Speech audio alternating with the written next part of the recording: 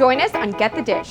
Find out the secrets behind the signature recipes of famous eateries and how you can recreate them at home. Today, we're at Morton's the Steakhouse, and we're going to show you how to make their iconic Porterhouse steak.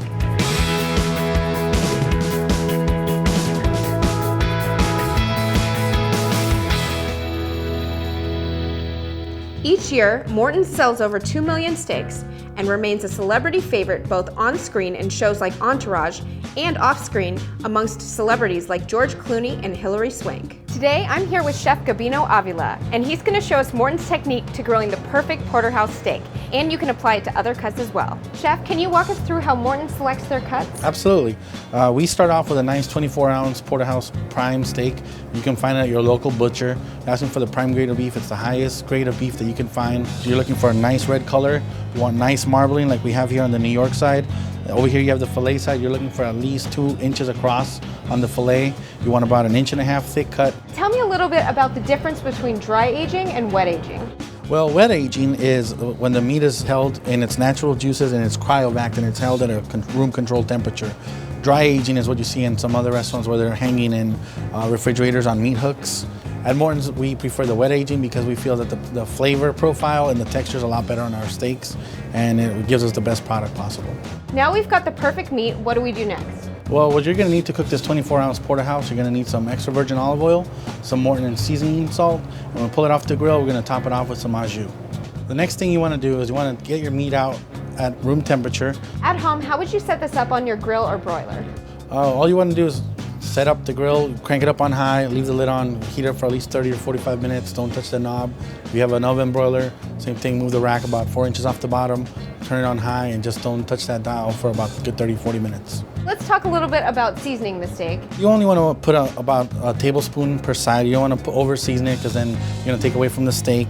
You don't want it to be too salty either. You're going to lose some of it when you put it on the grill. So should you put the seasoning on right before you put it on the grill? Right before is perfect. You don't want to put it on way too far in advance because having too much salt on your meat will dry it out and it'll make for a tougher steak. Now that we have our steak seasoned and our grill's ready to go, I'm going to dip our towel into the oil and we're going to oil up our grates and we're going to throw the steak on the grill.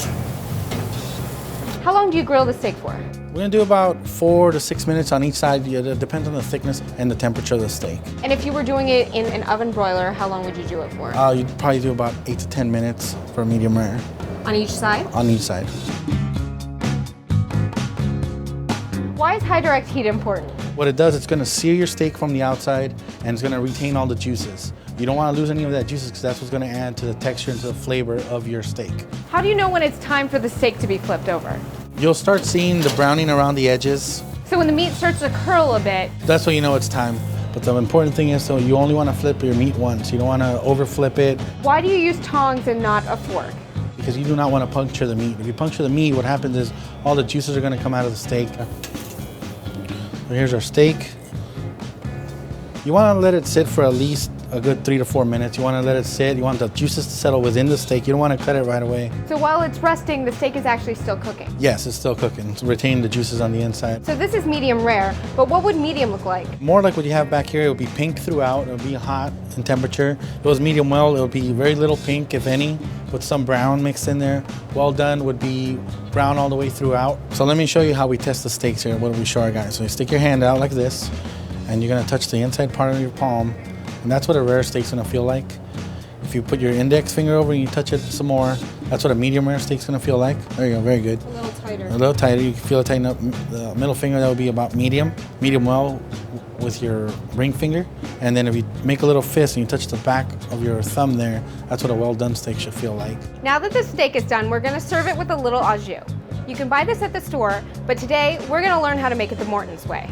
All these ingredients can be bought at the store. Veal and beef demi-glaze, beef base, chicken base, whole black peppercorns, white pepper, ground up garlic powder, bay leaves, and some thyme. All right, let's get started. Okay, so to get started, you need a pot of boiling water. We're gonna make about 5 quarts right here. As soon as the water gets to a nice rolling boil, we're gonna add our bases, our beef, our chicken, and our demi-glaze. We're gonna add those first because they're a little bit thicker and they're more concentrated, so you want to thin that out before you add any of the other spices. We're gonna whip the ingredients around.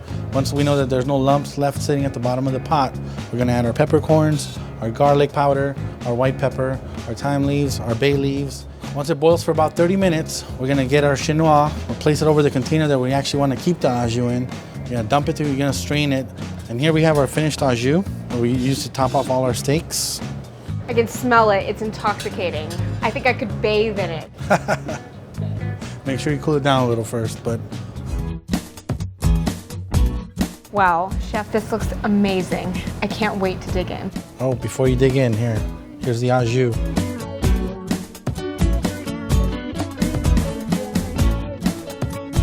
Oh my goodness. Most tender cut of meat that we have, and that complemented with the New York strip with the gristly parts, it just makes one awesome steak.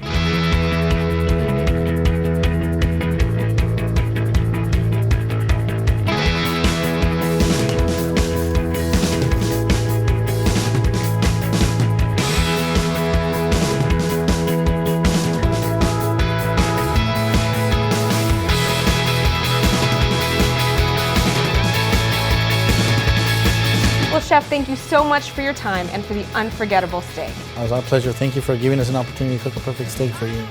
See you next time when we get the dish on Yum Sugar TV.